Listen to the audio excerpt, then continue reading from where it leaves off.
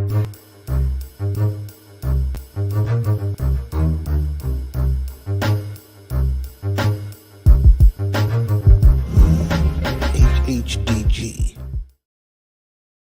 Peace, HHDG. We are on another episode of HHDG Media, the podcast.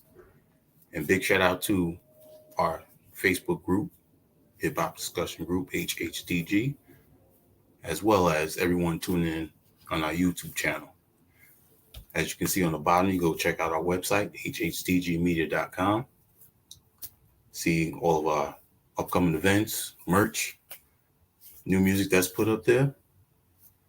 And as always, our crew that makes this possible every time you see us on here. And that is our HHDG Media Inc.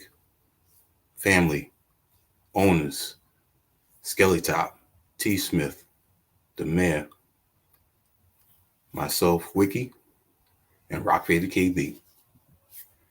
Tonight, highly appreciate these two brothers taking their time to speak with us tonight.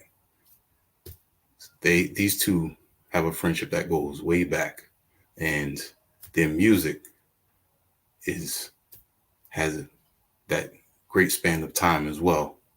And we definitely want to appreciate these two brothers from Ohio, which is a state that has so much musical talent coming out of there. And these two are definitely a testament of that, continuing that type of music. And they also have new projects coming out within Friday and as well as the 5th, which is Sunday. So definitely had to see if they could take the time to be on at the same time. And I definitely appreciate this. Now, production-wise, man, so many songs to talk about. But I'm definitely, I want them to speak on it. Let the fans that are tuning in right now hear what's going on. So without further ado, repping Columbus, Ohio, J. Rawls. How you doing? Oh, what up? How's everybody feeling, man? J. Rawls, man, Peace. Columbus. What's going on, brother? Absolutely. And also repping Cincinnati, Hi-Tek. Techzilla. What up, y'all? How you doing, man? Good, man. Checking in, trying to tap into the world, man. How y'all feeling out there? Doing good. Man. Appreciate it. Now, when you think about Ohio, the words hometown heroes always come to mind. But many people know about the JBs, Ohio players. But, let's talk about Billy Best. Yeah. Tell us about that vinyl that you showing that you finally got your hands on a copy of. Wow, man. Billy Best. Man, where should I start? I mean, first and foremost, it's my father.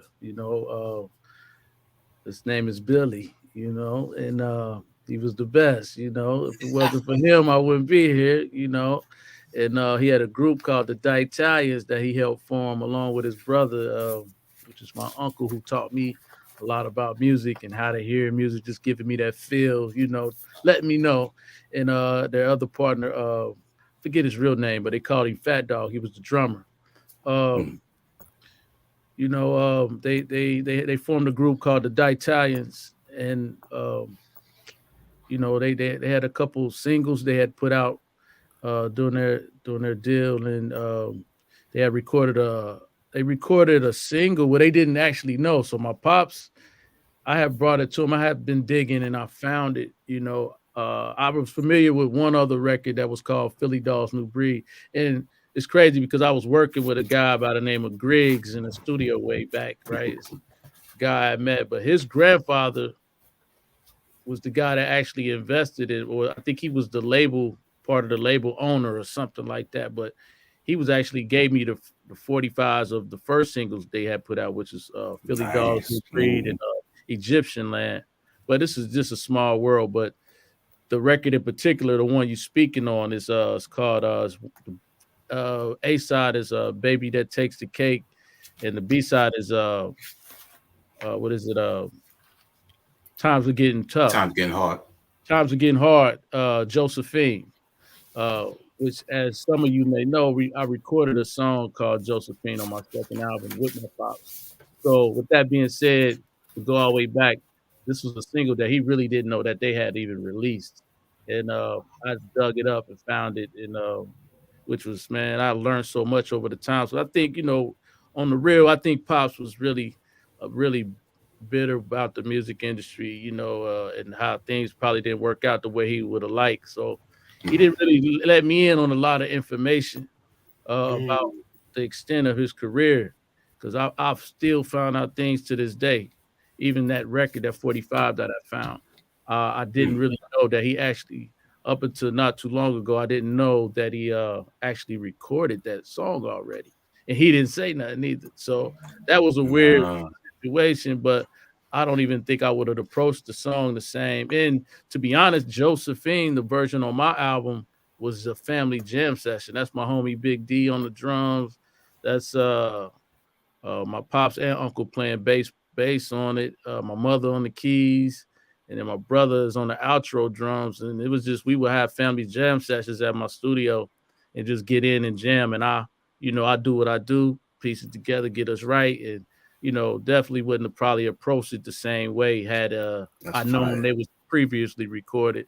But yeah, it's in the blood, man. It's in the blood of Pop Billy Best and the D'Italians. So the D'Italians, like I said, was originally formed by my pop's uncle and Fat Dog, which is the drummer. But they originally morphed into like a 16-piece band, which was like the hottest band around Cincinnati around the time. And as things kind of fell apart, and they formed, they went on to be the group called 24 Karat Black. And and a lot of the diggers and the samplers and the producers know about 24 Karat Black, which they have a classic album called Ghetto's Misfortunes Wealth, which is so classic. So classic. It's so much on there. It's just such a classic. And I never knew until one day I was sitting in the studio. I never knew that was the same group that my pops was in, which was the D'Italians. That is right there. That same record right there, that album cover, right? That album. There you go. One of the first records I found at my grandmother's house, digging in the crates. And that was one of my favorite records, because I found that record at the same time Rakim dropped The Ghetto on his album. So I found the sample like right away. So that's what really interested me in producing. I was like 12 years old. And once I realized what Cass was doing and sampling, you know what I mean, off of these records. But that was it. That was the spark.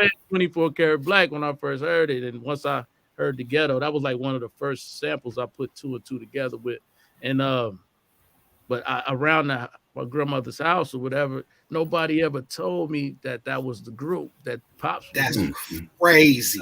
Right? Cool, man. Are y'all hearing this history right now? So just like fast forward, I'm sitting in the studio one day, Pops. It's just me and Pops in the studio, right?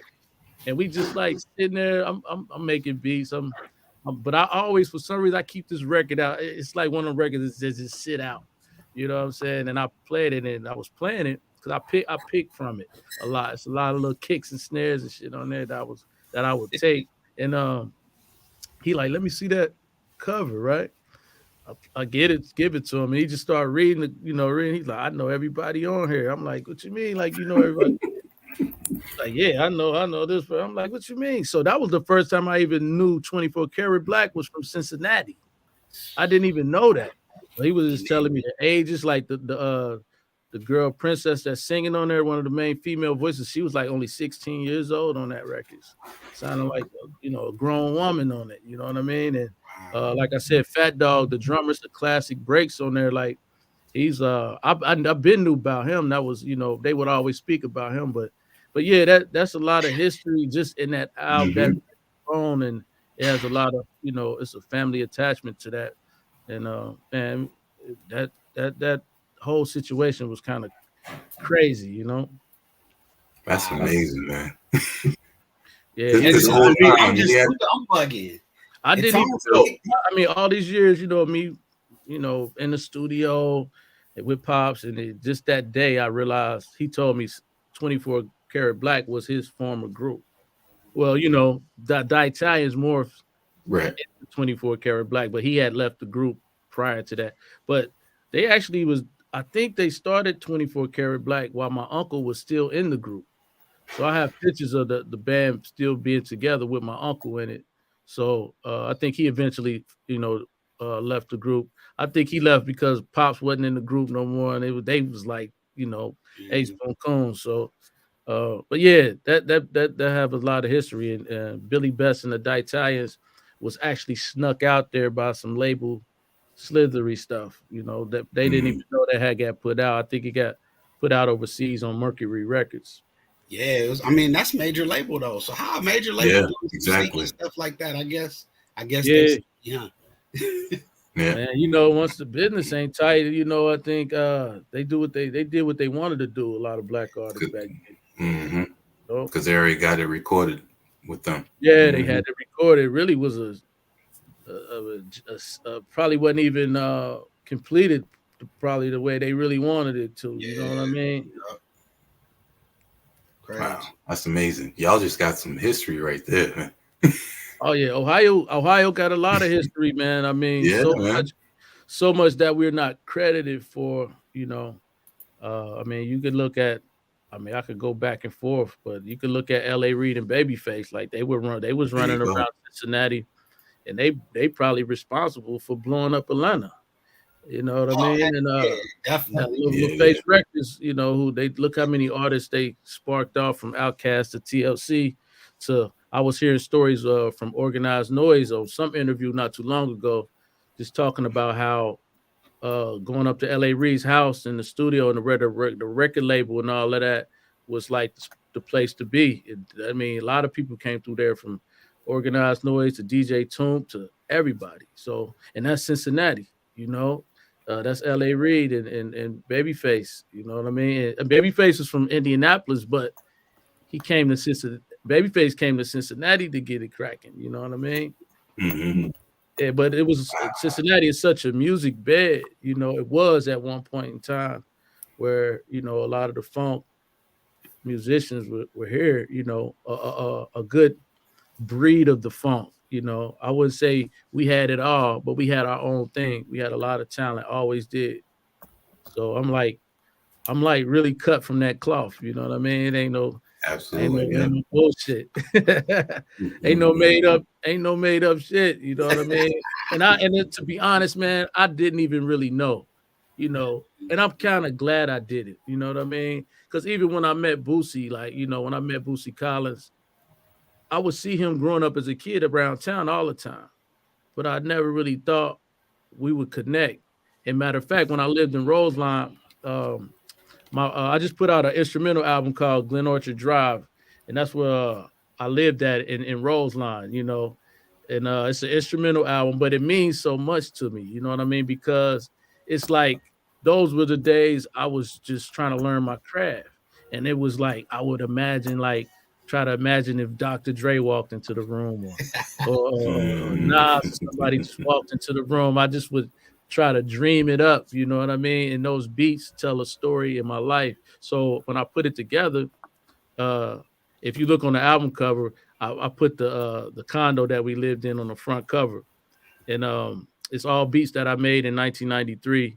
And mind you, I have been making beats since I was like 12. I had other beats way before that. Like I've been making beats since like 89, 90, you know what I mean? But I don't feel like they was worth trying to put out. And, Right. like 93 was when I felt like I got it. You know what I mean? And so that same condo right in my backyard lived a guy named Gary Cooper, which is one of Boosie Collins' best friends. And this is one of my first girlfriends, is his daughter, right? And she would tell me like my pops plays with Boosie, so I didn't know. So, but he's the guy that has the high pitched falsetto on "I'd Rather Be with You." So I grew up with him, you know what I mean, and didn't even know. But she would tell me like Mudbone is my dad. So I grew up with him. So he lived right in my backyard, like he was my neighbor. You know what I mean?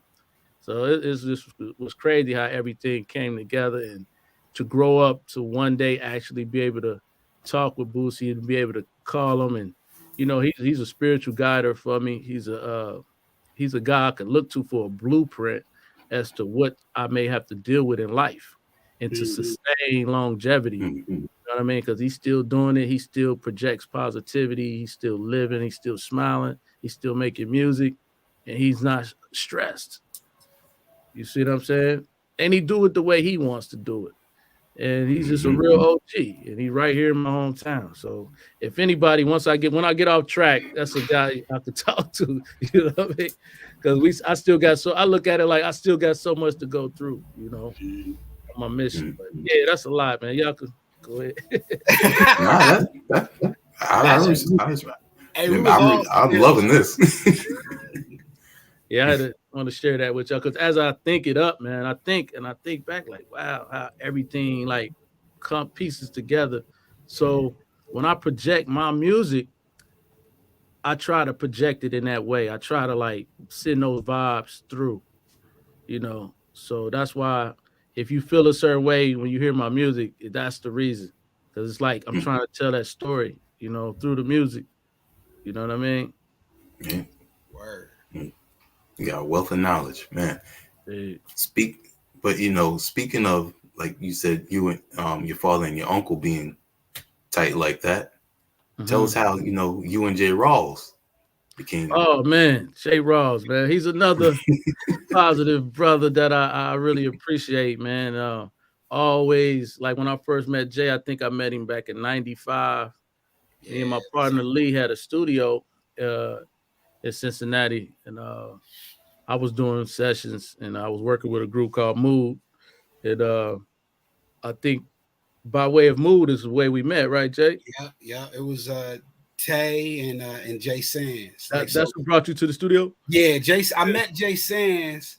I met Tay through Jay Sands, and then I met you through Dante, like that. Okay, yeah. I remember the day you came to the studio. It's in my, I see it, Yeah. I think I was about 18 years old, probably. You was young. Yeah. Like this. We thought, I'm in college, so I'm thinking I'm grown. And I come in there and hear them beats. I was like, what is this? It was like, man, this dude named Lil T. Because you was Lil T then. Yeah. That's how I met him. So on everything I get from him, all my cassettes that got his music, it says Lil T. Yeah. That's how I met him, and that's how I know him. But yeah, it was cool, man. The Cincinnati scene at that time was different than Columbus. And I don't know, y'all just seemed like y'all was a little bit more advanced than Columbus. And I don't know, maybe it's the funk, maybe it's the stuff that y'all had, the things y'all was already, but I was meeting like it was all hit like Fat John and Mood and all these dudes. And then I met Hi-Tek, and then Kweli was coming. He was taking the Greyhound like almost every month coming down. Wow. Yeah, he was coming through a lot. So when I met you, Qua was already coming down? Nah, Qua started a little later. Later, right? That's what I thought. Yeah, it was after. Yeah. Yeah, because once Qua started coming, I was like, so who's that? Because y'all, I think y'all already had Hustle on the Side. I don't know. I know I had the beat because I made that beat in '94. So I had I think Hustle on the Side came out. They put it on vinyl in like '95 or '96. Yeah. See, we trying to figure it get cloudy. yeah, especially the older you get, God. It cloudy. Can't remember all the things you used to.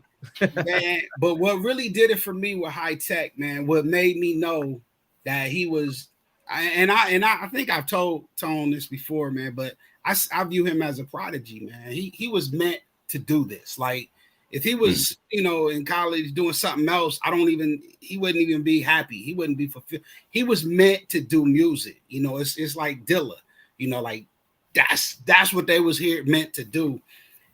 He did this song called I don't even know if I say it right. Transmogrify. Transmogrify. Transmogrify. That's what they named it. By Mood, man. And that probably had a different name, you know. Oh man, hey. So here's a question I want to ask you. I know we live, and if you don't know, just be like, I don't know. But do you have that instrumental? Nah, I don't have that. I mean, you know, the crazy thing is, like, I got this stack of CDs, right? Hold on. Show us. Oh man. No, it was a bigger stack than this, though, right? It was crazy. You probably can't see me on the screen, but and this is just what I'm saying. I'm like, I literally go through each CD one CD at a time because, like, I got joints that are not labeled, but they got like hidden gems on them. Yeah. So to answer your question, I might have it somewhere. Okay. And this was before we was burning CDs, by the way. Yeah. So it's somewhere it's like on the DAT.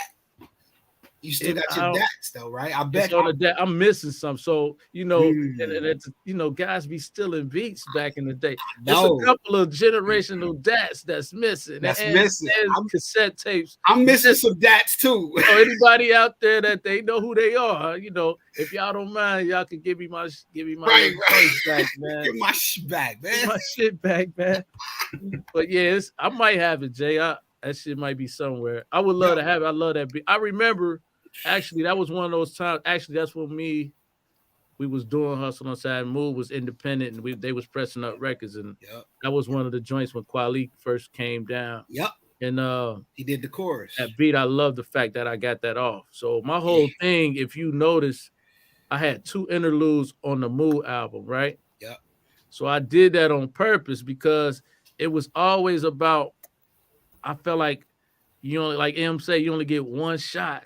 You know, so any chance that I got in that type of opportunity, I'm not even in the group, you know, but I put 2 Hi-Tek interludes on it, but it was just to display the talent. I was trying to kill them, you know what I mean? I'm trying to like let people know, you know what I mean? So at the time with that Transmogrified, which is pressed up, it's on the vinyl. There's no instrumental on there. Nah, because it's got I think it's got Sacred on the other side. Yeah, and that Sacred's crazy. But anyway, shout out to Josh Sun, man. I learned a lot from that dude. But that Transmogrified was one of the times where I was just everything was about like me trying to get it in while they had the opportunity, which turned into an opportunity for me. Blunt Records. So yeah, they allowed me to do that. They allowed me to put a couple interludes, didn't say nothing. There wasn't no Tech got an interlude on here. Like it wasn't nothing like that. I didn't even think of it. I was just like, yo, you know, because it was all it was just letting us, you know, we was crew. So exactly. But that was a big deal, man. Just to, you know, they was the guys that really helped me take it to the next level. Helped all of us. I mean, all of us. Yeah. I mean, that's how they was the first ones to get a deal. So all of us was watching and seeing how to do that. You know, you got Fat John, you got Hi-Tek, Kweli. All of us was watching because nobody had a deal. They had Blunt Records already. Well, before that, they was going independent. Like I know, you know, they was pressing up records. And I didn't even know you could press that was big. Yeah, that's what I'm saying. It was at that time where I didn't even know you could pressure on records. So I was on the same shit. So I kind of like used them as a way to, you know, to express my talent too, because although they needed me, I needed them too. Word. You know what I mean? So it was a good time. They were some hustlers, you know what I mean? And I was a hustler too, but my guys I felt like they were so caught up in the street that they forgot about the music. Mm-hmm. You know what I mean? And now I do have a lot of mentors that showed me a lot, you know. Shout out to my guy Jay Fresh, my man Greg, you know, Ravi T. Man, them guys was so dope. They the ones who got me familiar with a lot. Like they know me since I was a kid, though. Like Jay said, I was a prodigy for sure because I was come through the breakdance era. Like you couldn't tell me that we couldn't battle the New York City breakers. You know what I'm saying? I felt like we was on Beat Street. You know what I'm saying? Because you know, as a kid, I was in the club at 8. You know what I mean? I was in clubs because we was the breakdance, right? And we go in there and just storm the club and just start breakdancing. And they just breakdancing for money, and then you know run up out of there. You know what I'm saying? Yo, can I say something, man? For my students, I be telling all my students, like anybody that's in the hip hop, they always do more than one element. and see Hi-Tek. I didn't even know that you was a b-boy, man. But everybody in hip hop did something. You don't just do one thing. You look at this. You b-boy, you graph, you do something. Man, look, see, break dancing ain't the same as it is today. Back then in the 80s with B Street and all that, like literally, like instead of fighting, cats would break it out. Yeah, I don't know if you knew about that, but like, break hip hop was that serious where like cats would be ready to fight, but then they'd be like, "Oh fuck it, let's just break it out," right? So it was all about who had the dopest windmills, who had the longest head spins. You know what I'm saying? And it was real life street cats, like ghetto break that. You know what I mean? Real where it started at. You know what I'm saying? And that's where I came up from. I came up through those guys, and you know, like I said. Those guys were so dope to me, but imagine like a 7-8-year-old kid, how that looked to me. So that was my dream, you know, all my life, really, you know, is to stay in hip hop. And I count the fact of my age and getting in it so early and having dope mentors. I count the fact of my age to have it. I would give that to why I've been in the game for so long, because or why I got to where I am, because I wasn't forced to go get a job. I didn't have to go get a job like my older guys that was hanging around. You know what I mean? Everybody was like at least 4 years older than me. If you know, 3 to 4 years older than me that I hung with throughout my life. So those guys were getting, you know, go get a job. You know, you can't do this, and you get kicked out the house. I didn't have to deal with this. I think that helped me out with mastering my craft and being able to keep doing it. You know what I mean? Mm-hmm. That's dope, man. You mentioned Blunt Recordings. So is that how you got introduced to Mike Geronimo and Royal Flush? Because you had production with them around that time. Yeah, for sure. Yep, that's how we got. What came first? Royal Flush, 12-inch, or the High Drama? You remember? I believe the High Drama came first. Okay, so your first vinyl by yourself, like producing for somebody else, was Guess Wild did. I believe so. I mean, I would have to tap in with my boy Matt Fingers and see if that's the case. But I think that was the first. It may or may not be, because I got this feeling like I think the Royal Flush joint might have came out first. I think so, because I remember getting the Royal Flush. You know where I got Royal Flush? I got it at Phil's Records. Ooh, that's something. Yeah. That take you back. I got it at Phil's. Yeah. And I got that. I'm pretty sure I got that because I got High Drama in New York. I think Phil. Yeah, I think the Royal Flush joint was out first, because I think so. I can almost, I think that was first. Yeah, I think that was first. Some good times, man. Mm-hmm. But you know, to go back to meeting my man Jay in '95, you know, we you know, would always trade beats and listen to each other's stuff throughout the years. And once we got to a point where, you know, the Black Star group came together, I wasn't the one to be like, yo, get J Rawls. It was actually Kweli, or, you know, and I was actually surprised because I think me and Jay had been a little bit out of touch at the time. And they was like, I want to fly. They most want to fly you and J Rawls out. I was like, oh shit, J Rawls. I said, you know, I'm like, that'd be dope. You know what I mean? So I think I drove to Columbus. So when most flew us out, I drove to Columbus. It was Raucous. It was Jared. Brian. Jared did? Okay. Yeah, Raucous flew us out. And that was the first time I had ever been to LA and everything, man. That was crazy. Me too. Okay. Yeah, that was my first time, Jay. Me too. I didn't know that. This dude was running late, and I was waiting. I was like, yo, what's up? And he was running late. So he got to my crib, and my girlfriend at the time, who's my wife now, crazy, man, my girl, she took me to the airport. This is back in the day when you could take somebody to the airport and you could go in with them. You didn't have no security, all that crazy stuff. And she walked me to the gate, and we was sitting there waiting, and we was hoping Hi-Tek would. And my dad drove him to the airport, and my dad passed away last year, man. But that's something I always, man. He he made sure Hi-Tek got there, man. And he made his flight. Yeah, shout out to Pops, man, for that. I never forget. Shout out. Yeah, man. The good old days, you know, the hungry days. That's exactly. It's the hungry days. Yeah.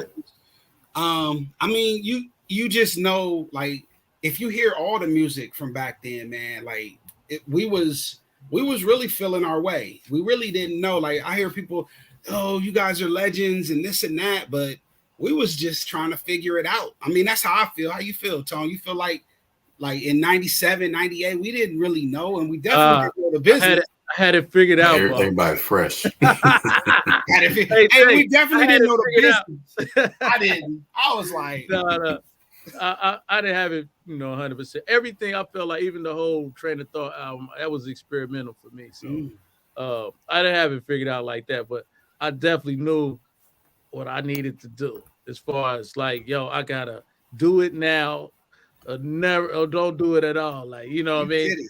That's how the Black Star, that's how the definition. So when we went to LA, you remember me and Mos was working on the definition joint, right? So he had already gave me the idea. I worked on the beat after I went back to the Natty, and we came to Cali to record it. Yep.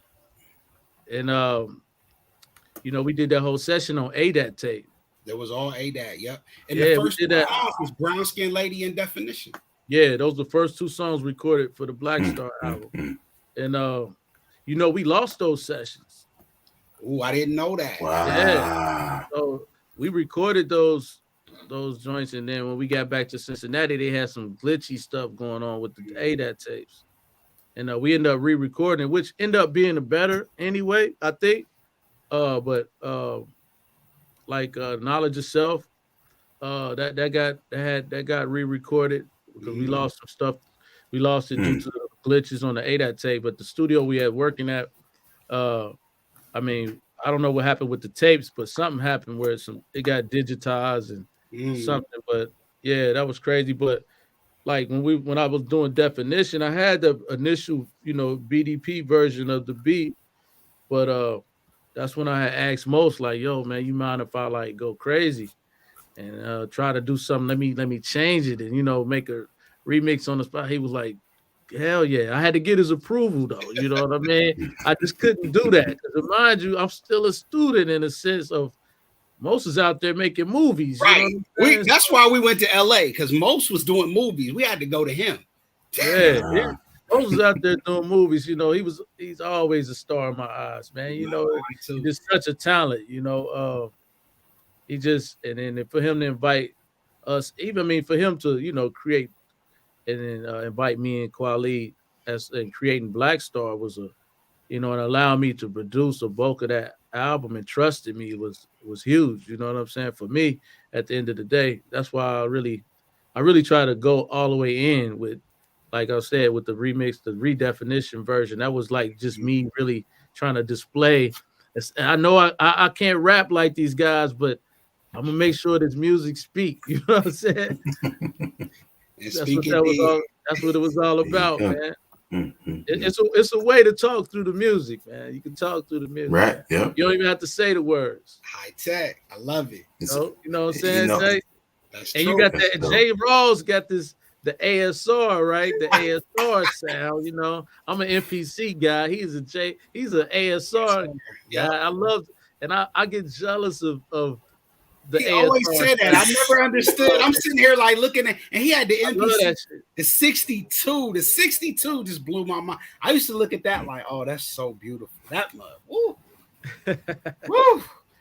But the ASR had the keys. That's what I like. Got his own sound. Yeah, I could play the keys, man. That's what I got his own thing. It got like his own way of sequencing, and it just got its own bounce, It do. And I think that's because most of the people in Columbus, that's what we were using. A lot of people in Columbus were using the ASR too. So actually the EPS 16 Plus. That's what I started out on. Wow, that's crazy. Yeah, I started on the 16 Plus learning that, but I couldn't afford one. I'm in high school. I can't afford that. So I'm messing around, learning, whatever. And by the time I got to college, I had my mom help me finance, and I got my ASR. And that's how much did they cost back then? They cost $2,000 back then, man. But I ended up paying like $4,000 because I financed it. Oh damn! I ain't know nothing about it. I just did it like, yo, because I could take it home today. That's it. Yep. Yeah, they do all that interest and shit. That interest kicked my ass, bro. Man, wow. That's amazing. Around this time, late 90s, early 2000s, both of your careers continued to rise around that time. You had Black Salt going on, Mood was already blowing up, and you started working on with the label Super Rapping, Groove Attack. Oh, and you did the Phife Dawg album. Tony Montana. Me. That's you, Tony. Because I'm like, Groove Attack that could be both of us. Yeah, exactly. Yeah. I forgot Phife was working with Groove Attack. That was Groove Attack, that came out on Groove Attack. Yeah, that miscellaneous. And you did the joint for Grand Agent. That's right. Yeah. That was on Groove Attack. Yeah, that was crazy. So I think the Phife Dawg record was like around maybe in 2000, right? That was released. Yeah. Was that released? That sounds right. That was like I think it was after Train of Thought came out, and it was like in the middle of. Yeah, it was around, I think, summertime of 2000. I think we recorded that. I'm gonna look it up real quick. Yeah, that's let me see. I think it was really that shit was crazy. Yep, 2000. It was released in 2000, so maybe we started in 99. I don't know. I probably did 99. Yeah. That O'Brien, man, I was like, what? Because it took me a minute to find that. That was which one? This romance is hey. Oh, you got that? Yeah. Oh, do I? Yeah, I got that. Crazy. With the chopped up the drums from Rapper's Delight. Is it? That's the Rapper's Delight. Really? Yeah. Squeeze water out of a rock. Pete Rock knew though. Pete Rock called me out on it one time. Pete probably had already chopped them up himself. Like, exactly. You can't hate too much. You can get past Pete Rock. Nah, not at all. Right there. Not at all. That's crazy. But shout out to Phife Dawg, man. Rest in peace, man. I love that brother, man. He showed me so much love when he came to the Natty. He just was like, you gotta imagine, like that's Phife Dawg from A Tribe Called Quest. Like, that was, I was nervous, but he made me feel so comfortable once we got to working. But I still felt like I didn't do my best work as far as what I really could have gave him. Because I was a little nervous. I was a little nervous, and I was like, I really wasn't I feel like I was rushing a little bit, but at the same time, like me and Phife had been really close after that. After that session, he treated me such like a brother, like he knew me already. You know what I mean? And every time I would see him after that, he just gave me so much love and credit that but in my mind, I'm like, I always think back like when I first heard like People's Instinctive Travels. What's the name of the album? I think about Low End Theory. I think about Midnight Marauders, and I'm like, this is Phife Dawg. That's still Phife Dawg. You know what I mean? And I'm like, and at the time, him and Q-Tip was beefing, and I felt like I was in between. You know what I mean? I felt like it was me and him against Q-Tip and Dilla. Oh man. I was like, no, Phife. I was like, we can't do this, man. This is not right. You know what I mean? But he was so hot at Tip. You know what I mean? He was hot, man. But I thank God that they was able to patch that up before. I feel like I was too young to even get in that situation. Like even with Dilla, like he was way ahead of me on a lot of levels. You know what I mean? And he was already in with the tribe and doing things creatively that we hadn't even embarked on yet. You know what I mean? And I had my own lane and my own path, but I definitely give it up to Dilla on some Midwest shit because Midwest really hadn't really blown up yet like that. And he was one of the guys that reassured me, him and Common, like they reassured me that we could do this and we could take over. And, I commend Kanye as to being a part of that. I feel like that's part of the reason why Kanye went so far is him being able to bring that Midwest vibe through. You know, it's that Cincinnati, Detroit, Chicago, Columbus. You know, we had something to offer, which is a cumulative of everything. You know, while East Coast and West Coast was beefing and doing all of that, here we go. We just snuck in. You know what I'm saying? Like here we go. Like, it was just. I think that's the way music moves in general. Like, it's going to shift. Everybody's going to have their time. You stick to your craft, and it'll happen for you. You just got to be truly in it. Like, you just can't be, feel like it's just a here today. Like, if it don't work today, then I quit. It's not really about that. Right. Mm-hmm. But yeah, to get back to Fife, man, just working with him and him and Tip beef, and I didn't like that. I think that threw my vibe off a little bit because I didn't feel like he was being the Fife that I wanted him that I expected. Because I think he was pissed. Like he had a lot of things to get off his chest, and I didn't feel like that was his vibe. I didn't feel like Fife was, you know what I mean? I don't feel Fife usually is more smoother with how he want to come across. And he was just, I know they ended that before he passed and everything, but I didn't want to have anything to do with it because you didn't want to be in that. It threw my vibe off a little bit. You know what I mean? Just because I admire both him and Tip, you know what I mean, and what they helped me become. Listening to those Low End Theory records introduced me to so many jazz records that listening to those jazz records, I also learned more about me and my craft. Like, digging in the crates is so educational. Like, a lot of people don't realize, like, reading the records reading credits while you listen to them educates the mind. It educates you. You know what I mean? And people, that's why I feel like they, going to my conspiracy stuff, but I feel like that's why they remove a lot of the credit from the streaming shit. You know what I mean? It's like it lessens the education on music.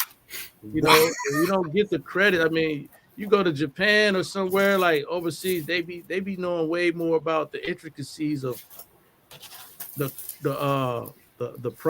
process of how certain songs were made and certain albums were made. They be knowing the engineers, they know the assistant engineer, they know the runner that went to the store to get the food. You know what I mean? They know everything. The bass player, they study it, and that's the same way I was educated.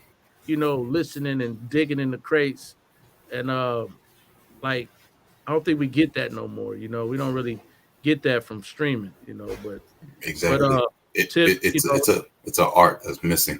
It's an art definitely that's missing. And like I said, listening to those Tribe records and Pete Rock and find like I said, the Ghetto's Misfortunes Wealth album, knowing that Rakim had just dropped the Ghetto, and then me finding that sample just led me down the rabbit hole. Like, it just led me through this path to just, okay, I'm putting two and two together. So when guys is like Tip and Pete Rock and Primo putting out these beats and putting beats together with these jazz records and funk records, and then I'm digging in the crates myself as a young kid and finding the samples that they use, only help me put two and two together and, finding my craft and perfecting my craft, Absolutely. Such a wealth of knowledge, man. I know you're limited on time, and here we are in 2023. Hi-Tek has 5 volumes he's about to bless us with.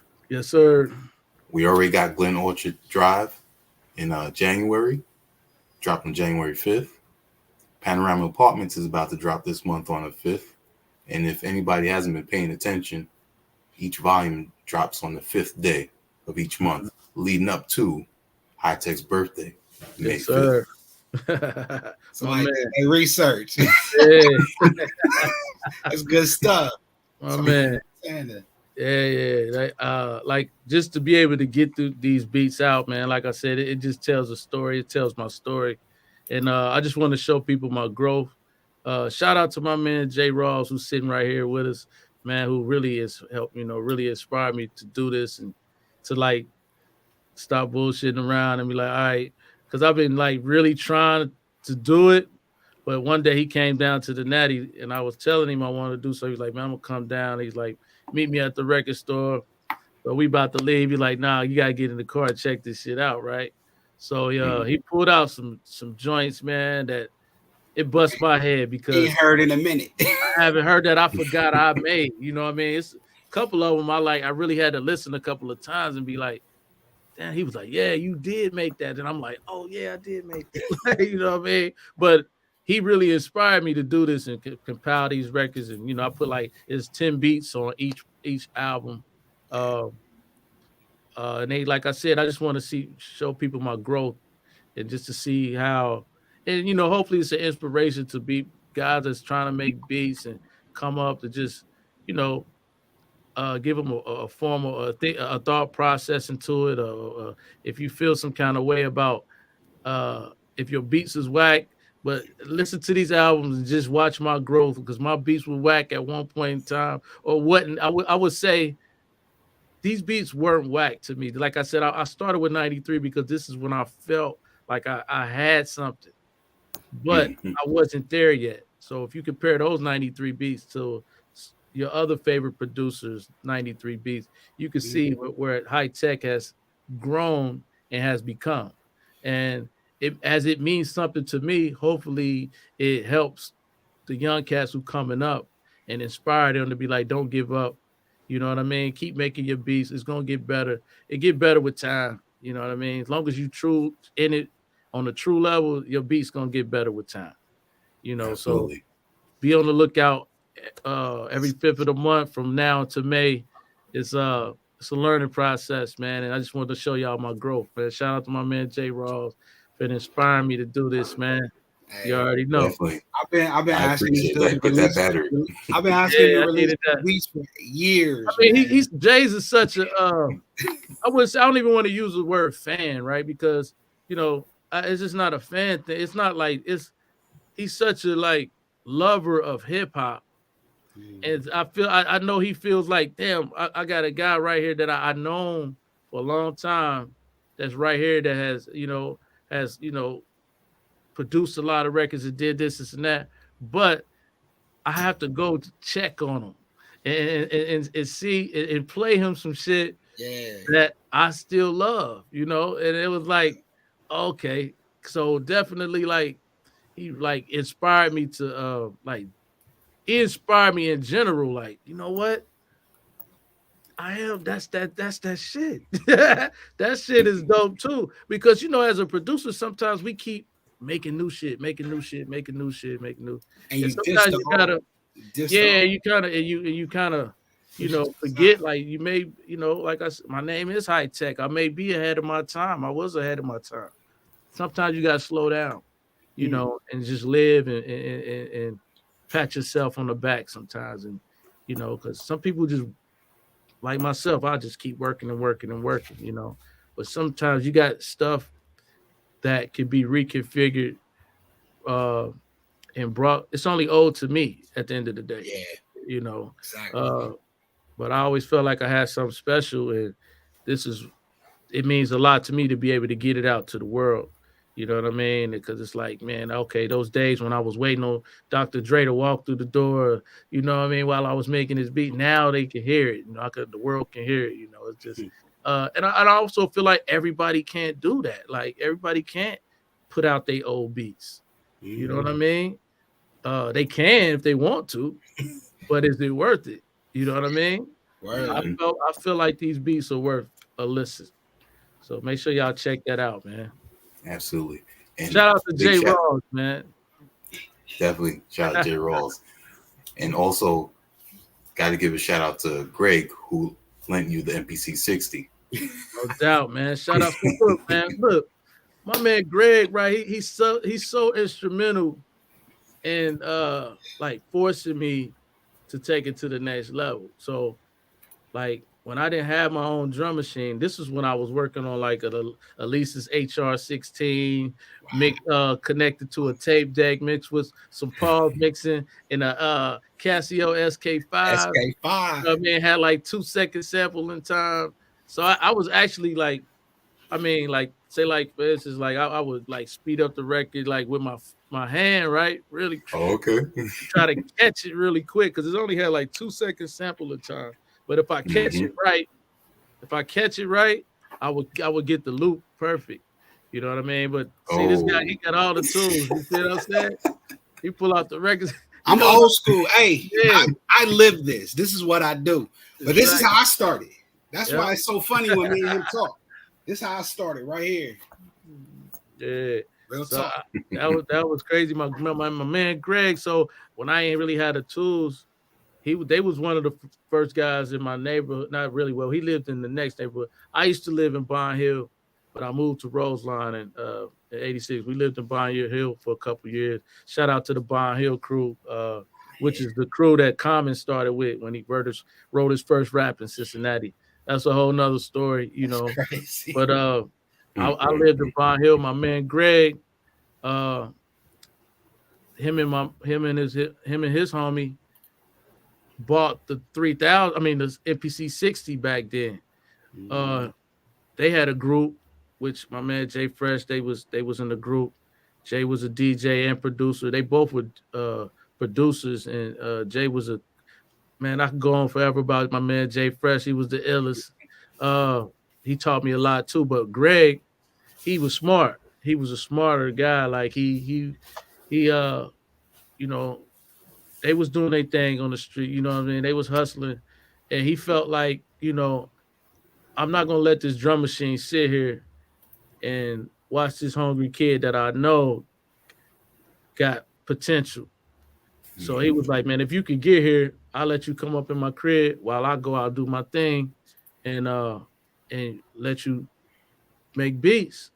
So I would go up to the attic, come to the crib. I catch the bus out there, catch the bus up about, he lived maybe about 4 or 5 miles from me. And I catch the bus up there, and he would you know, take me up into the attic, load up the drum machine for me, show me a couple of things, and walk out the room. And be like, and I asked him like, man, what's up with it? He's like, man, I showed you already. You just got to figure it out. So he'll leave for a couple of hours, come back. I'll be messing around, you know. We did this over a course of 2 summers, you know what I'm saying? And then, because I would ask him, and I finally started getting better and better. He would show me a couple of tricks, boom, boom. And his whole mission was to teach me. You know, I'm forever in debt to my people like that. You know, that's my guy forever. You know, because he didn't have to do that. You know, he didn't really have to take a little brother and let me do my thing. And then he got to the point where it's like, you know what, you old enough now, because I was like 14, 15 catching the bus to his crib. So when I was like 16, 17, he let me borrow the drum machine. He let me take it to the crib. So once I took it to the crib, I really started getting better and better, you know what I mean? So that's what you hear at the 93, you know, the 93 beats when I turned 17. You know what I mean? He let me borrow the drum machine for like 2 summers. I'm banging out, man, to the point where he was like, man, you killing it, man. You like, you really, you got it, right? And man, I'm forever grateful for having those type of people in my life, man. I always had good mentors, good guys, like, you know, that really believed in me, you know what I mean? Believed in Lil T, put it that way. They was on me, you know what I mean?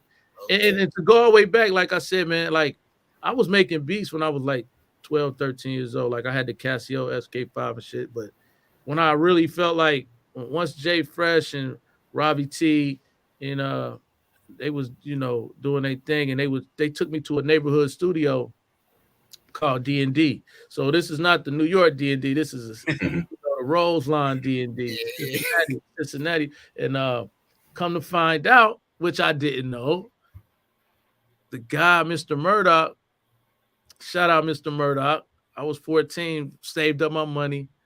You know, it was $23 an hour. You couldn't cuss. You had to bring your own turntable needles. Wow. it was a lot. He had a list of rules on the wall. You know, he was real strict about his lab. You know what I'm saying? But you know, and shout out to his son Damon, man, who would between Mr. Murdoch and Damon, his son, who he taught how to run the equipment, and both of them would run sessions depending on who was available. But come to find out, like Mr. Murdoch was in the Italians. So he was in the group. Full circle. And I never forget one time my pops picked me up, you know, to visit my grandmother. And, you know, he would pick me up, you know, sometimes every other weekend or something like that, or whatever the case. He would, I remember playing him the first beat I made because I finally had saved up my money, right, to make this beat. I never forgot. I had a Herbie Hancock record, and what was it? A Herbie Hancock record. I think it was an Earth, Wind, and Fire record and a Weather Report record. So I found some loops, put them together, and I had 2 beats, and I remember, you know, playing them for my pops and shit on my way. He was like, you know, Pop was like, you know, yeah, that's cool, you know. But I never really told him going what studio I was going to, but like him and Mr. Murdoch, who I call Mr. Murdoch, he called him Deke. They was like best friends, man. And it's just weird how things come full circle. Like that was just always surrounded by it. You know what I mean? It just weirds me out. Like literally, like to this day, I really started recently really putting all this stuff together in my head. You know what I mean? And like how close it was for me. You know, and everybody, you know, like right there around me. You know what I mean? And always had good mentors, man. You know, it was just, I don't know, man. It was all a dream, like Biggie say, you know. That's dope. That's dope, man. Yeah, man. Yeah. And what I love is, you know, a lot of the older people you talk about, they were talented and they saw something in you before you progressed to where you are now. You know, they just gave you, you know, little bits and pieces here and, you know, let you go with it. And now we got Hi-Tek in 2023 dropping joints from almost 30 years ago that are still banging right now. Right. Amazing. And like I said, I'm so happy to be able to share it because they actually mean a lot to me. And I feel like they are quality enough to actually share. Because when I look back, I'll be like, man, these all right. These joints, somebody could have made. Wait till y'all hear 95 on these joints. 95 and 96. Wait till y'all hear. I mean, it gets better, man. Yeah, man. This is good. And to be honest, this is like the throwback series. And it's not gonna stop from there. I'm gonna bring it. I got some things to come, man. Like like I said, man, shout out to Jay. He opened the can of worms because with my thought process, because it's like when you listen to those beats, you get those old memories because you put so much thought into the beats and so much soul. Like it brings back good memories and it opens up mind, memories. Yeah, like it helps you think like, okay, some of the goals I may have had back then, like, you know, some of the things that I may have got off track about, and listening to those and being able to compile them, because trust me, it really wasn't an easy process to put them all together because I had to really remember, like I like to have orders to my DAT tapes and how they look and what I didn't really write the years on them.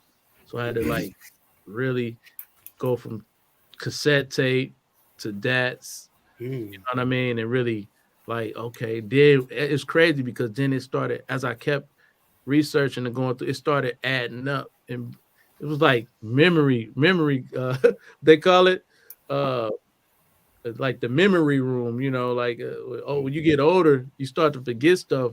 And you got to like get memory therapy, you know, and that was it was like a therapy for me, you know what I mean?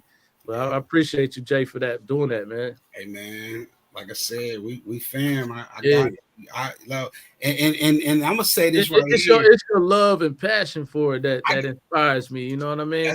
Not that I don't, but sometimes we all need a spark. You know what I mean? Definitely, we all need a spark, man. And I'm gonna say this. Me and Tone, we might have something in the works. I'm just gonna throw that out there. Some Midwest, some Ohio, something special. That's my goal. That's my goal, Tom. I'm gonna keep working. Let's go, Jay. You got it, man. This brother, man, he is a true hip hop connoisseur. Absolutely. I love that about you, Jay. You know what I mean? Like that, man. You know, that re-inspires people, and then, you know, it keeps people going. Like, you know, you're a fan of it. At the same time, you actually do it, and you know, that's the spark that we all need to, like, you know, to keep this shit going. You know, we need people like yourself. You know what I mean? Appreciate it, man. And the industry can drown you out. It ain't all what it's cracked up to be. You know, the industry's tough. The industry, it's real. I have to be honest, like, you know, like when I went from Ruckus to Def Jam, that shit, like, really, even though I was with the classic, you know, Def Jam records, it just took a lot out of me as to the process of creating records. Like with Ruckus, I had freedom, and it was just like, do your thing. That's it. That was it. There wasn't nothing else to it. Wow. Besides, we'll take this and put it out. You know, it was a time where I had like 3 joints on Rap City. You know what I mean? It was nothing to me. It was just like, okay, I'm gonna go back to I just bought that record for like $1 at the record store, chopped it up. These niggas rapped on it, and then Ruckus just put it out. That's really how it should go. That's it. Like, A&Rs need to stay the fuck out of the way if they don't know nothing about music. The rappers need to let the producers do their thing, and the producers need to let the rappers do their thing and let the label do their thing. But if everybody had the same goal, it could be a success. But if you got label people trying to sit in your sessions and telling you, oh, it's all right, or, you know, just kind of over criticizing. Now I can accept criticism, but I said over criticizing. Yeah. Over criticize just because you are who you are. But, you know, you're trying to so-called put pressure on an artist because you think you're going to get more out of them. That's not the key. That's what I think labels do. Record labels do. They put too much pressure on artists, and because they think they're going to get more creativity out of them. But it may work for some, but not most. You know. So that being said, I would have loved to have stayed at Ruckus at the time. You know what I mean? Just because it was just do what you do, and you got the money. But they'll criticize here and there as far as what may work and timeline and pressure as far as, you know, we over budget. You know what I mean? We over budget in the studio. You know, speed it up a little bit. We got a distribution date, but it was never like, oh man, change the snare. You know, just because it was like, you know. But man, shout out to Brian and Jared. I know we had a bitter fallout, man, but you know, those were the good old days. You know, and the reason why we had a bitter fallout is because they started getting on some bullshit. They started coming into the lab. Nah, they started trying to be like Def Jam when they were already the Def Jam on the way. And they didn't realize it. You know what I mean? So they started just doing deals with, you know, trying to over commercialize things, and they started, you know, getting outside of what they were known for. Got it. Yeah. Interesting. We had those conversations, you know. Everybody's back on point. We all miss certain things. We all make mistakes, you know what I mean? But I think certain things, you know, some vibes you can't get back, you know what I mean? So you got to move on, you know what I mean? It's just like Death Row, like when Dre had to move on to the aftermath. But trust me, when they first started Death Row, Dre and everything they was doing, you know, with Discover, Snoop, and they had a formula, and it was based on Dre's vibe and his experience. You know what I mean? Along with everybody else he was, you know, working with, you know, dads and just, you know, it was a formula. You know what I mean? But once the bad energy come in, you know what I mean? It messes up the formula of the music is what I'm trying to say. Right. You know what I mean? Not that it ain't about the money, but sometimes it becomes so much about the money that or so much outside shit. You seen the movie, You know what I'm saying? So it's so much outside shit that it take away from the music. You know what I mean? I've fell in that, so many times where you got to wake yourself up, like, and get somebody like Jay Rawls to come and be like, "Hey, wake up! It ain't that hard. Let's just work and this is what we doing. Like this is about the music. This ain't about nothing else." Wow, So I've been spending time doing that. Just like, you know what? Let me make this a hobby again, because that's where the most creative. That's where it is. Yeah. Yeah, it's all about the hobby. It ain't about, Mm-hmm. oh, let me make this to get a check, or let me get a placement, or let me do this just so I could get to the Grammys. And you gotta not think like that. You have to let it come. Make it a hobby. Organically. Mm-hmm. Have fun with the music. Put some content into both the music and the lyrics, if that's the case. But then the accolades will come. Yeah. That. Just like a child, all the creativity comes out when they're having fun. You got to keep it that same mentality. Yeah, man, it's tough when it's tough when you're grown. Yeah, you thinking about everything else. Yeah, and it's tough, man. I don't mean to take up all the talking time, but I do have a lot to share. But it's tough when like the older you get, and the more responsibilities you have. You having kids and wives and along the way, and other problems or whatever. But it's tough to really even have time to sit in the studio that many hours and still and not be getting paid. Mm-hmm. You know what I mean? You can't, as a kid, you don't have none, you don't have no bills. And when you're young in your 20s, you don't really have as many responsibilities. But as you get older, you have to be able to afford to sit in the studio. Not the studio time. Now you have to afford to sit in the studio. You know what I mean? Because that's a lot of hours. And if you're not making no money, you're not paying your bills. So it's important that you keep it a hobby and have, something else paying your bills, so to say, or make sure you prioritize your process in making music so that it makes sense. You know what I mean? It got to make those sense too. You can't, older you get, you can't sit in the studio all those hours. You know what I mean? It's just don't work. Man. You be in that lab for 12 hours, you look up, you come out, the lights might be off.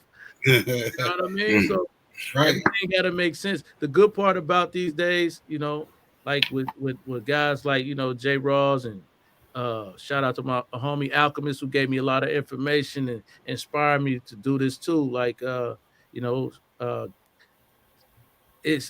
good thing about today is it's a way to just put out records from your studio. You got TuneCore, DistroKid, and all these outlets. It's just all about compiling, having fun with it, man, and just really enjoying the craft. So it's just so many ways to get the music to the people, and then you create avenues to be able to go out and do shows. It's so easy to go independent these days, which is dope. But like I said, as a grown man, it has to make sense to be able to sit in the studio that many hours. You know what I mean? Big time. Yeah, you can't do what we used to do when we was kids.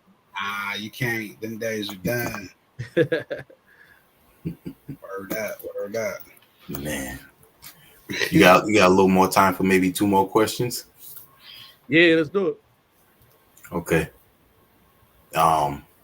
Cincinnati, Ohio, you did Rhythm Roulette in your hometown at Everybody's Records. Yeah, shout out to Everybody's, man. That's the dope record store in Cincinnati. I've been going to records to Everybody's since I was a young kid. Shout out to my man Woody over there. He always used to look out for me. I've been going there since I was 13, 14 years old, Yeah. That's dope. And I actually to be able to craft a V, like, that whole process. I thought, shout out to Mass Appeal, Mass Appeal allowed me to be a part of that and do my thing on there. I was told I had one of the best rhythm roulettes that of the whole series. So that's dope. You know what I'm saying? I'm definitely critical of my craft. You know what I mean? But I feel like I represent it, and I always been a kid. I just want to represent. You know, represent where I'm from, represent my craft. You know what I mean? Mm-hmm. It's all in the fun of it. You know. That's dope. With you being the Aftermath, you did a lot of work over there, and that definitely opened the avenue to a lot of other artists that you ended up working with. Work with Anderson .Paak, which congratulations, you know, that Malibu album. Oh man, classic. That speaks for itself. Classic. You did a lot of work with G Unit. Yeah. Shout out to G Unit. Yeah, there was one particular person I noticed that you work with on your high technology product albums that I always wondered what happened to him. That was the singer Dion. Man, Dion was such a talent, man. You know, he's still working. You know, he's one of those guys, man. When I met him, I was listening to like strictly like the tone of his voice. I normally like when I produce vocals, I rarely listen to actually what they're saying. Like that's like the last thing I listen to. I listen to like to tone first, and I listen to like the pocket, and especially with male singers, like they could be very aggravating to me if they're not like the real deal. So when I heard Dion's voice, listen a few times, listen to that, and I wait till they hit a certain note, and when he hit it right, I was like, oh shit, this guy's the truth. Mm-hmm. So when I finally got him into the studio, I didn't know he could actually write. I gave him a beat and, you know, left him in the studio. And man, he I hear this shit. I was blown away. So it's crazy, man, because he's such a true talent. And you know, throughout the years, I've always tried to get him up to par because it's a certain level of that you have to be at to be impactful, should I say. That's my job as a producer, is to produce a person up. And actually, producers help vocalists be better as we produce them. You know, you can ask Kweli, like, when you get vocal produced, like, it's different than him going in the booth by himself. You know what I mean?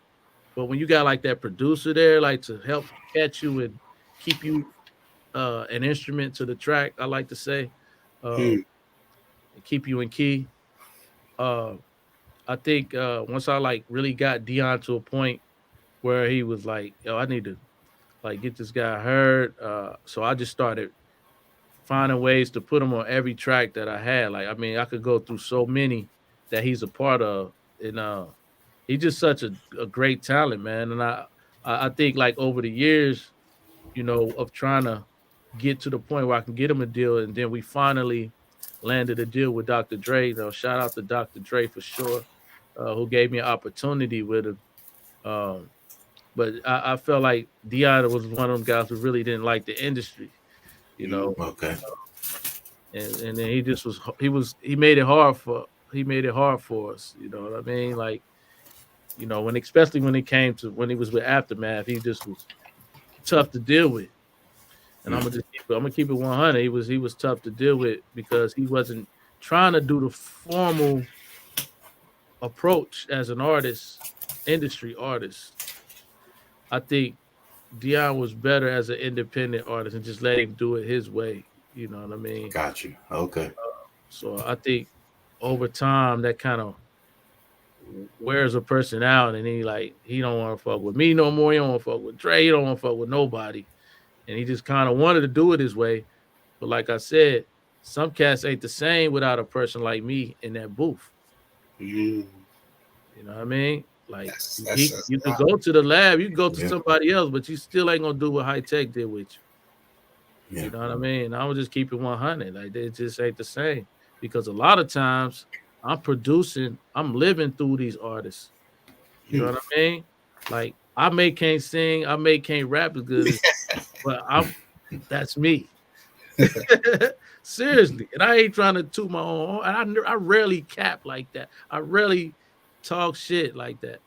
But to be honest, a lot of them joints be my rhythm, my vision. Vision, yeah. You know what I mean? And it wouldn't be recorded unless I liked it. Yeah. So now that I know. That I know. You know what I mean? And one of them examples is that Let It Go. Yeah, for sure. That Let It Go is gave him the whole flow. Like I already know you did. Peace. I told him do it like that. Do it like that. I already had it. I already had it laid out for you, round and round. What you can. There you go. I wrote that. You know what I mean? That was. I may not have wrote every lyric, but I wrote the melody, which is everything. Yeah. And if you don't write the right lyrics, then you got a dead song. But if you can find the right syllables in the right melody, in that melody, you got a hit. It's definitely about syllables. You know? Yeah, like, and that's why a lot of artists may not be the same after you be like, well, what happened to this person? It's because they can't. Everybody don't produce the same. You know what I mean? There's some artists that can do it, some can't. And they don't take away from their talent, is what I'm saying. But it takes away from the way they're being projected and the way their songs are being finalized. But some people can't, you know. That's why you gotta like some artists that are so talented, they gotta go to the right producer to get it out of them. You know what I mean? I ain't saying nobody else can't do it, but you know, don't give up because you ain't found the right person. It's just guys like me is rare. You're not gonna just run into the guy that make you sound right. You know what I mean? You got producers out there, but then you got like those guys, you know what I mean? Like that makes you sound right and make hit records for you. You know, you have all the talent in the world. Listen to Quincy Jones. Quincy Jones don't speak as highly about Michael Jackson as you would think. I've seen interviews where Quincy Jones put Michael Jackson in check. You know what I mean? Where he has to tell you like, no, this is what I did to help Michael. You know what I mean? Because he feels discredited sometimes. Or it's not that he's looking for the credit, but it's like it needs to be said sometimes. Because a lot of people think Mike may have been this one way at a point in time. You know what I mean? But Quincy was that guy. It's definitely Mike. He was that guy that helped Mike be the Mike that we heard. It's definitely a difference between producing and just making beats. Oh yeah. And I think that's really what he's saying for real. Yeah, Michael the King, you know what it is. But you know, Mike, he was always in search of the right producers. You know, he just didn't work with anybody, and everybody couldn't make Mike sound good. You know what I mean? You know, it's rare. Like he wasn't a Prince, so to say. Prince was a total package. Like Prince was Mike. Don't get me wrong. Mike did produce. For what I heard, he did produce a lot of those records. I think he produced Billie Jean or Beat It, one of them. He produced a lot of the records. You know, he made programs from drums, and you know they had all the dope musicians back in the day. So I really on a trip. Like I mean, they call in all the killers. Like you know. But Mike grew along the way, and he was just such a talent. But that don't, like I said, just because you're talented, don't mean you could get produced right or make a hit record. Indeed, it's a lot of battle rappers that are super dope, can battle rap, but they can't make a song. No, because they can be produced though. Somebody can produce and get a song out of them, you know. But shout out to all the dope producers out there, man. There it is. Yeah, man. And I'm grateful that you broke that down about a producer bringing a singer out, because the reason I brought up Dion is the way he sounds over every track that you produce always had me think, you know, the two of these two could continue on a great path, you know, of projects on their own, just the two of you. Just, you know, the way his sound and your production, it was a perfect mesh. Yeah, we definitely me and Dion, like we had started getting this formula. He knew what I expected out of, and he knew what expected out of me. You know what I mean? Like we're getting in the lab. He knew how to go. Once I groomed him up, he was just going, you know. And I think a lot of what my mistake was with Dion was sending him out to LA by himself and not really ready for that fast paced industry shit. You know what I mean? And that takes a lot away. Same with Jonelle. I kind of let her off the leash too early, you know, and just like because I wanted to be in the studio, I didn't want to travel. I wanted to just stay in the lab. You know what I mean? But at the end of the day, as a production company, they were still my artists, and I was responsible for them. You know, so I feel like in my mind, I feel like that was the wrong move. I should have held them closer, you know, and just kept going with them. You know, not that, like I said, I got a album on Jonelle and like 2 albums with Dion, you know, but the industry is like that I was in. I was looking for that that major label push. You know what I mean? And I didn't really even think about going independent. You know what I mean? And I also feel like that held them back as well because I put them in that mind frame as like, okay, we waiting on the deal. We waiting on the deal. And when we could have just gave it to the people. Yeah, we could just put it out. You know what I mean? So, you know, there's a lot of flaws in the thought process, but it's like more about the level of impact that I be trying to hit them with. Like, they're trying to hit them with some incredible shit. Like, I ain't trying to just put out a bunch of B material. You know what I mean? It's got to be impactful. But who am I to say that it's A or B? I'm finally getting to this world, to this state. I'm overcritical of myself. I'm super overcritical. Dr. Dre, straight up, like always have been. I understand what Dre be on because I'm the same way. Little too overcritical sometimes, or people may say Dre is overcritical, but he has such a level of success of artists. He expects nothing less, you know. But his B material, I mean, it's crazy. I bet it's crazy for sure. I've heard a lot of songs in the lab that, like, man, that's cool. That's ready to go, you know. And everybody can't like make it through that Dr. Dre camp. You know what I mean? Like, because he has a certain level, you know. I still wish to reach that level one day, you know, because I mean, look at the guys he's helped. You know, everybody's is iconic. Yeah. You know, from Ice Cube to Snoop to even DOC. You know what I mean? Shout out to DOC. You know, all of them. You know, it's just 50. You know, M. It's just everybody's iconic and huge, and you know, made a very great impact on the industry thanks to Dr. Dre. You know, Dre was one of the producers that helped them project their voice. You know what I mean? And that's just a talent Dre has, you know, and that's what it's about, you know, to help the artists and help them learn more. And then it's like, okay, now you off on your own, but just that producer being in the room, helping you see yourself, what the expectations are, and it helps you be such a better artist, you know. You get some artists, man, who like they just start feeling themselves and they forget what we doing. And now it's all messed up. They start listening to outsiders. Oh, yeah, Tech this and no, he ain't. And it just messed everything up, man. And instead of like that's also a problem with artists. You know what I mean? They start. You got it. Yo, you need to write a book, bro. I done told you. Help me out, man. Help me out, Jay. Oh, I got 2 books, so you tell me when you ready.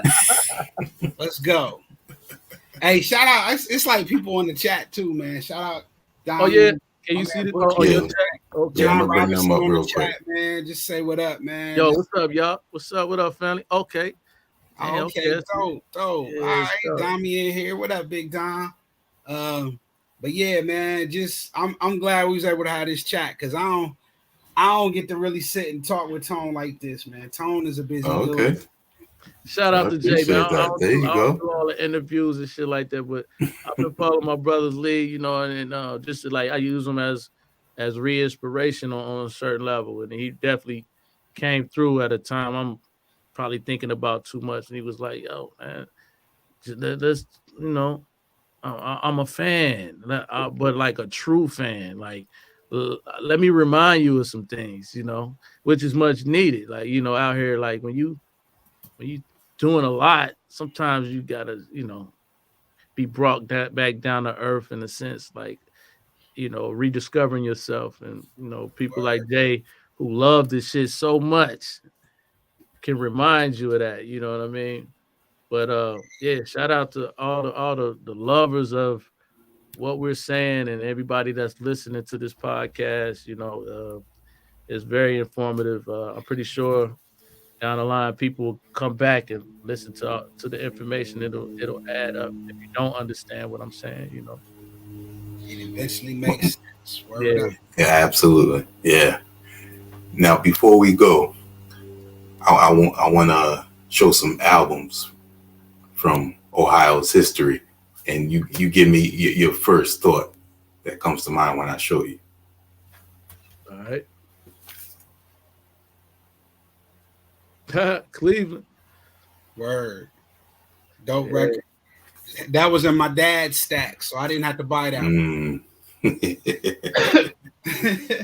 Yeah, Cleveland, man. Let me see. I got two more. Ohio Players, Pain. Oh my goodness. Yeah, you already know. Junie in there, man. That's that classic. Classic. That's Dayton, Ohio, right? They from Dayton. Yeah. Dayton, man. Yeah. Surrounded by this shit. See, people don't know, man. I mean, you know, where my Lincoln Heights brothers at, man? Heights, wow. I got one more. Where the Isley brothers at, man? Who's that right Hey, that's what's up. That's one of the lost Isleys right there, Jay Rawls, man. They changed his last name. They changed it. Hey, that's dope. You got the record. Hey, I didn't press up a lot of them, so that's dope. That's the version I got. I got that one, right, Jay? Yeah, that's the one you got. Yep. Yeah. That's dope, man. Man. Big shout out to Jay Rawls, man. Shout out to Hi-Tek. Jay Rawls, thank you for putting the battery in his back to drop these volumes. Word. Man. Because I've been playing volume 1, you know, since you dropped it in January. Yeah. So I'm definitely looking forward to the rest of them. Dope, man. I appreciate it, man. It means a lot to me, you know what I mean? It's just something you want to share, you know. Like I said, I hope it inspire the kids, the cats that is coming up to see what I was doing at that age and where I am now, which is it's just dope to share, man. That's a lot of, like, I'm a true believer in that music speaks, you know, and it tells a story. So make sure y'all check that out, man. Word. Hey, let me say something real quick because we about to bounce because I'm old. I'm getting tired. I don't know about the rest of y'all dudes. But hey, me and Rep Matic got this album coming, man. And I need y'all to check the Rawls Matic album, February 3rd. I mean, we got Illa J, we got Dilla's little brother Illa J on it, Frank Nitt, we got Blue, we got Razzcast, Elder Sensei, Sadat X, John Robinson, Wordsworth. It's a lot of stuff on there, man. So y'all check for that, man. Dope. Absolutely. Let them know what you got coming, kid. Man, you already know, man. Man, just going Hi-Tek on this independent mission. I got so many jewels to drop with these volumes. So I got volume 1 that is just already dropped, which is called Glen Orchard Drive, which is an instrumental album based on my beats I made in 1993, and so on and so forth. Volume 2, Panorama Apartments, dropped on the 5th of this month. So make sure y'all check that out. And March 5th, I haven't really named that album yet. Actually have. It's called Beatbox Studios. So it's based on wherever I was at the time when I was making the beats. So I felt like those locations Yes. craft the vibe. You know, that's where I came in the picture. Beatbox. Yeah, that's where I met J Rawls at Beatbox Studio. So yeah, you know, all the way up until my birthday, May 5th, you can catch 10 beats per month, man. Make sure y'all check it out. And feel free to send me y'all version of the song, you know. It's good music, man. Like, go ahead and kill it. I want to hear what they would have sound like. See all the MCs, all these MCs. They said, "What? Right. Take it back, take it back." That's smart. Or bring it forward. You know, bring it forward. Like I said, what's old to me may not be old to y'all, man. So appreciate the listen. Indeed. Yeah, that's dope, man. Fire, man. Like J. Rawls said, role reversals dropping February 3rd. Yep. Hi-Tek's Volume 2, Panorama Apartments, dropping February 5th. And next week, we will have Rawls-Matic, J. Rawls and Rap-Matic on HHDG Media. Yeah, man. We back. I appreciate y'all taking the time. Cool. Definitely love what y'all done throughout the years and continue support. Hey, man, I appreciate it, man. That was dope. Thank you, brother. Absolutely. On behalf of our HHDG Media crew, peace. Peace.